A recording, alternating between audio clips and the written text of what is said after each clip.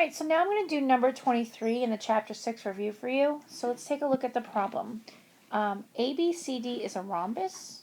Find the measures of angle 1 and the measures of angle 2. So let's look at what we know. We know that AB is parallel to DC and AD is parallel to BC. We also know that the rhombus is cut into two smaller isosceles triangles,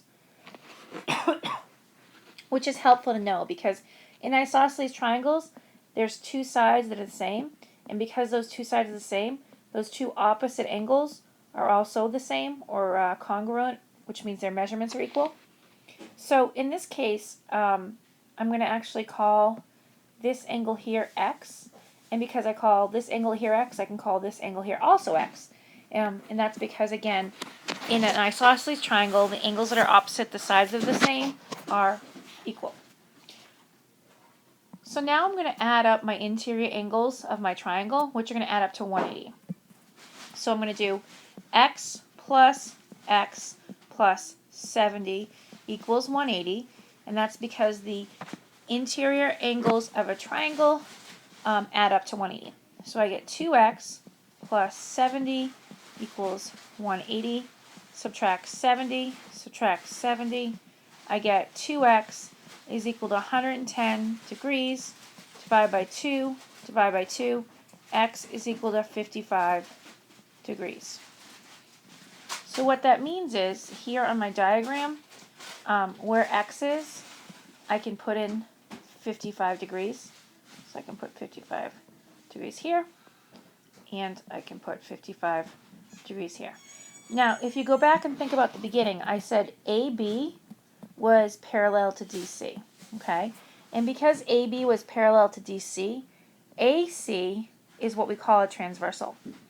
And when you have a set of parallel lines cut by a transversal, there's certain relationships that you know. So for example, I know that this angle here, which is 55 degrees, is equal to this angle here.